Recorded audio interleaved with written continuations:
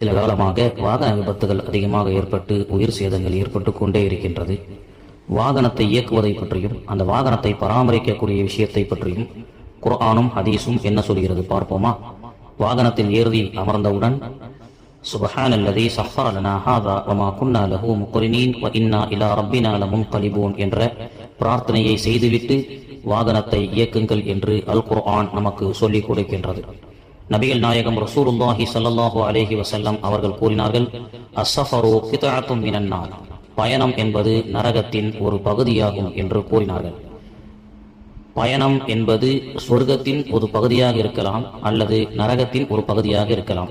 பயணம் சொர்க்கமாக வேண்டுமா நரகமாக வேண்டுமா என்று தீர்மானிக்கக்கூடிய இடத்தில் இறைவன் இருந்தாலும் அந்த தீர்மானத்தை நாம் நடந்து கொள்ளக்கூடிய விஷயத்தை வைத்து இறைவன் நாடுகின்றான். அதற்குத்தான் நபிகள் நாயகம் அவர்களும் அல்லாஹுவும் நமக்கு பிரார்த்தனை சொல்லி கொடுக்கின்றார்கள்.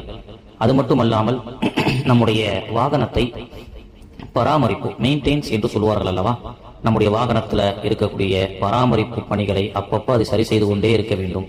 பிரேக் ஃபால்ட்டு, ஆயில் சேஞ்ச் பண்றது, இன்னும் மற்ற எல்லா விதமான சர்வீஸ்களையும் வாகனத்தில் எப்படி செய்ய வேண்டும், அது சரியாக செய்ய வேண்டும் என்பதையும் நபிகள் நாயகம் நமக்கு கற்றுக் கொடுக்குறாங்க. அந்த காலத்துல ஒட்டகத்துல தான் பயணம் செஞ்சாங்க.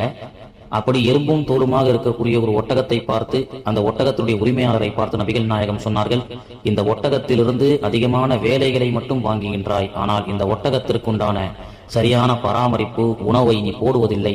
எனவே இந்த ஒட்டகத்தை உன்னை சுமந்து செல்லக்கூடிய இந்த பயண ஒட்டகத்தை நீ சரியான முறையில் அதற்குண்டான தீனியை போட்டு அதற்கு நோய்வாய் ஏற்பட்டால் அதற்குண்டான சரியான சிகிச்சையை செய்து அந்த அத்தனை சர்வீஸ் மெயின்டெனன்களையும் சரியாக செய்தால் மட்டுமே உன்னுடைய பயணம் சிறப்பாக இருக்கும் என்ற கருத்தின் அடிப்படையில் நபிகள் நாயகம் சொல்லிக் கொடுத்ததிலிருந்து நாம் எந்த வாகனத்தை இயக்குவதாக இருந்தாலும் நாம் வைத்திருக்கக்கூடிய அந்த வாகனத்தை சரியான முறையில் அதை நாம் மெயின்டைன் செய்து நல்ல முறையில் அந்த வாகனத்தில் நாம் பயணம் செய்ய வேண்டும். வல்ல ரஹ்மான் நம்முடைய பயணத்தை பாதுகாத்து திடீர் மரணங்களை விட்டும் விபத்துகளை விட்டும் நம்மையும் அனைத்து மக்களையும் அனைத்து சமூக சகோதரர்களையும் வல்ல ரஹ்மான் பாதுகாத்து அருள் புரிவானாக. ஆமீன்.